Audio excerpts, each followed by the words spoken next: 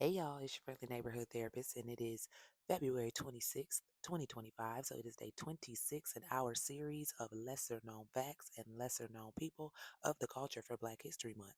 So today, in light of something that has been trending in our social media timelines and that I have seen everywhere, I want to talk to y'all about some lesser known boycotts of the civil rights movement. And I want to kind of give a little intro 101 lesson on boycotts and why this upcoming boycott may or may not be the answer. So let's get into it. All right, so first and foremost, before anybody get upset, there is no point in trying to be contrarian about this situation that we are in right now. I made a post today on my Facebook page where I reposted somebody else's post because it was perfect. Being contrarian does not make you seem more intelligent. In fact, it does the exact opposite. When you are just being contrarian to be it, it doesn't make you look intelligent at all. It makes you look like you want attention. And the fact is, we could say all sorts of negative things about this planned boycott, and I'll talk about that in just a moment. But at the end of the day, it's almost like we got to do something, right? My only issue is being reactionary. The boycotts of the civil rights movement, yes, they were in reaction to treatment, but they were not reactionarily planned. I don't even know if reactionarily is a word, but it's about to be today. They were not planned on the fly. Time was put in because, as I have said before, proper planning prevents poor performance. And the thing with boycotts, even back then, everybody was not going to support a boycott. 100% of people who were negatively affected by what was going on still did not actually support the boycotts that occurred, but enough people did to cause change. So let's be less worried about who's not going to do it and more concerned with who is. Now, on any note, let's give a little bit of history. So, what is a boycott, right? Boycotts consist of withholding business or involvement as a form of protest. They are frequently used as political tools and were frequently used as political tools in the civil rights movement to challenge particular forms of discrimination. Boycotts were ways of forcing issues by making situations difficult and potentially unbearable for the targeted people or businesses. Civil rights activists frequently use the phrase selective buying to make clear that they were giving their business only to people who treated them with respect or who had clearly rejected Jim Crow practices. Here's what I'm going to say what I said before. When you tell people boycott Walmart, boycott Target, boycott this store, that store, that is easy to say when you have the privilege of shopping elsewhere or when you have the privilege of going to smaller businesses. But let's keep it real. Smaller businesses, local businesses, a lot of time black owned or POC owned businesses cost more money. And that is not because they want to charge more money, because I have some personal stake in this part of the conversation. My family had a family owned store, a little corner store in our area that I grew up in our neighborhood. That store was in my family since my great grandparents. They owned the store. It shut down. My uncle bought the store back when I was in high school, middle school or high school. And my whole family helped with this store. And a lot of people in the community would always ask why my uncle charged so much, but they didn't understand what my uncle paid to put things in that store. We have to understand that racism and discrimination goes into black businesses too. The reason black businesses typically charge more is because they are being charged more. So when people used to come around and say, "Well, I just go to the Arab store," because that was a thing. I just go to the Arab store. They don't charge this much. They also don't get charged that much. See, we got to start to understand that even when it comes to BIPOC populations, black folks still get the shortest end of that stick because somebody might say, "Well, the Arabs are people of color too." But their stuff was cheaper because they didn't pay as much as we did. So when you make statements and you don't understand how business works, that's when I start to feel a type of way. Now, also, let's be very clear, business is business too. If I pay $2 for something that I'm selling, I can't then sell it for $2. I would make a profit. And business is about profit no matter how you slice it. It would be a wonderful, ideal world if we could just barter. or if we can just do things and not charge an arm and a leg, but that's not possible. But you know who doesn't have to charge an arm and a leg? Big corporations like Walmart, Target, Lowe's, Home Depot, Kroger, Publix. They don't, but they do, and you buy with them. Because right now, I have gone to Walmart recently and I had a half a basket of stuff and spent over $100. So, yeah, no point in complaining about prices at this point. But what I'm saying is, for some people, they do have to budget. They can't afford a smaller business or a local business or a mom and pop shop. Some people live in food deserts. Some people only have a Walmart in their area, especially if they live in a more rural area. So we have to understand that to boycott is a privilege, and we don't seem to understand that. On any note, boycotts often began after a dramatic incident, an act of violence, or insult. So boycotts in and of themselves are reactionary, but they are also properly planned. It's not just, oh, this thing happened, oh, we doing this tomorrow. No, there's a planning involved. So this that's coming up this Friday, I can happily participate in not purchasing anything this Friday. But I know not everybody can. I know not everybody can. But again, the more people who do, the better. However, I am of the mindset that one day, as much as you want to believe that that's going to put a dent in big corporations or racist folks or all these people who are against DEI, as much as you want to believe that's going to put a dent in their mindset, let's be realistic, y'all. Let's be realistic. We don't buy anything Friday, but we out first thing Saturday morning. And that's just it. They don't expect us to be able to do this at all. So if we can do it for one day, that at least shows that, hey, they might be serious. But also recognize that these boycotts I'm about to tell y'all about, they lasted a long time. We're not going to even cover the Montgomery bus boycott because everyone knows about that one. We're going to cover the other ones that no one really talks about. But let me highlight again that the Montgomery bus boycott took 382 days. Not a day, not a weekend, not a week, not even a month, but over a year. All right, let's get into these boycotts, y'all.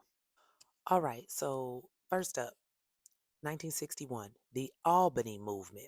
This movement protested the segregation policies in Albany, Georgia, and included the Student Nonviolent Coordinating Committee, or SNCC, the National Association for the Advancement of Colored People, or NAACP, the local activists, and King's Southern Christian Leadership Conference. King's goal was to offer counsel rather than become a participant, but he was jailed during a demonstration and given a sentence of 45 days or a fine. He chose jail but was released 3 days later. Despite concessions, the movement disbanded after nearly a year of protests without accomplishing its goals. 1963, the Birmingham Campaign. This campaign included a boycott of certain businesses that hired only white people or maintained segregated restrooms. Protesters used nonviolent tactics such as marches and sit ins with the goal of getting arrested so that the city jail would become crowded.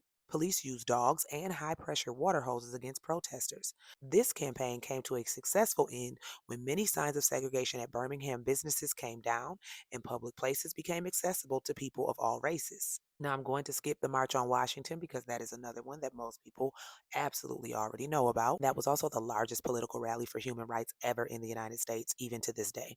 1965, Bloody Sunday. Now, some of y'all might have heard of this one. This march went down in history as Bloody Sunday for the violent beatings state troopers inflicted on protesters as they attempted to march peacefully from Selma, Alabama to the state capitol in Montgomery. The march was aimed at fighting the lack of voting rights for Black people. An estimated 600 protesters were to travel from Selma on U.S. Highway 80 to the state capitol on March 7, 1965, led by the one and only John Lewis, Good Trouble, then chairman of the Student Nonviolent Coordinating Committee, and the Reverend Hosea Williams of the Southern Christian Leadership Conference. Police violence against protesters brought the march to a shocking end. Footage of the brutal broadcast across the nation sparked public outrage and boosted support for the civil rights movement.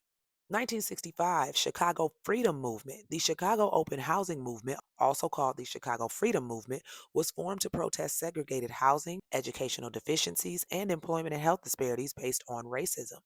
The movement included multiple rallies, marches, and boycotts to address the variety of issues facing Black Chicago residents. By January 7, 1966, King announced plans to get involved in the Chicago Freedom Movement, and on August 5, 1966, he led a march near Marquette Park in a white neighborhood. The marchers were met with rocks, bottles, and firecrackers. 30 people were injured, including King, who was hit in the head with a brick.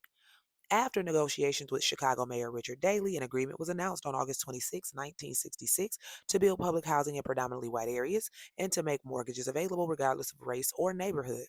The Chicago Freedom Movement continued through 1967 and is credited with inspiring the Fair Housing Act passed by Congress in 1969. 1968, the Poor People's Campaign. The goal of the Poor People's Campaign was to gain more economic and human rights for poor Americans from all backgrounds. A multicultural movement, this campaign included African Americans, Asian Americans, Mexican Americans, Puerto Ricans, Native Americans, and whites.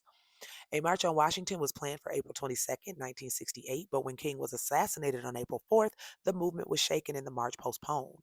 By May 12th, approximately 50,000 demonstrators had converged on the mall in Washington and erected a tent city called Resurrection City in what became a live-in.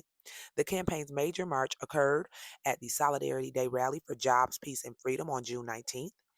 The occupation lasted 6 weeks and ended when bulldozers arrived, mowing down Resurrection City on June 24th. The Bill of Rights the campaign strived to establish never became law, but the federal government enacted several programs to end hunger. And just a little piece of information for y'all because this came up with somebody I was talking to just yesterday. When the focus was on racism and discrimination due to race, that was bad enough, and a lot of people couldn't stand Martin Luther King. We gonna be honest. His approval rating was not high, both across the board. There were black people who couldn't stand King's approach. There were tons of white people who hated that man. However, when he was just fighting for racial equality, he was actually safe. When he began fighting for economic equality and human rights for poor people, he was unalived immediately.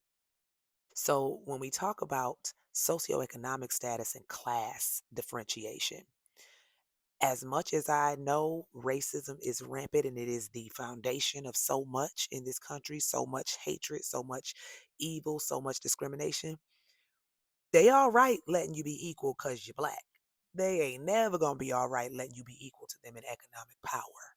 So this is why a boycott that specifically hits the pockets of the powerful is important and could work. It just ain't gonna work in a day. It's not going to work in a day. All of these boycotts that I mentioned to y'all, and then you throw back in the Montgomery bus boycott and other boycotts that occurred, they lasted for weeks, months, over a year, most times, before anything was changed. And in some cases, they did not work. But these individuals who fought kept fighting and kept going. Now, I know that we have said, a lot of black women specifically have said, we are tired. It's not on us. And I still believe that. I do. I still believe that this time, this is on white people. Period, point blank. This is on white people. But see, I've come to find talking to white people who do this work, who teach and who teach about anti-racism and who really do show up as allies. White people don't know how to be there for each other, so they cannot be there for us and they will not be there for equality because for them, hierarchy is important and superiority is important, even when they appear to be leftist and progressive. So that is why, even though we could win this fight, I'm not saying we can't. You got to understand why people no longer want to keep fighting. Because who's fighting for us? We fight for everyone, and it seems no one fights for us. All of these different campaigns and boycotts and marches that happened during the civil rights movement, a lot of them were about more than just black people because at the end of the day, if black people have rights, then everybody has rights, right? Because we're always at the bottom of the totem pole. So we did this for everyone, but no one does anything for us. And that starts to be too much to bear. So when you hear us say, stop calling on Kamala, when you hear us say, leave black women alone, let black women rest, because little do people realize about all of these boycotts, the men were who you saw, but the women were who did the work. There were prominent women who planned and organized and were in the background of every single one of these movements, yet they weren't the face, even though they were the workhorses. And at a time, we get tired of being the workhorses. So you can't get upset about us saying we don't want to do it. A lot of us don't. And that's not to say that we won't though, because we always go back on our word. Because at the end of the day, innately, most of us are very good hearted and want to do what's right. But we get to be tired and pissed off and angry and done. And we get to take that cape off. Because when are y'all gonna show up? When are y'all gonna show up to do the work that we've already done, that our ancestors already did? When is it y'all turn? All right. Hope y'all have a beautiful, wonderful rest of the evening, and I will see y'all tomorrow for day 27 in our series of lesser known facts and lesser known people of the culture for Black History Month.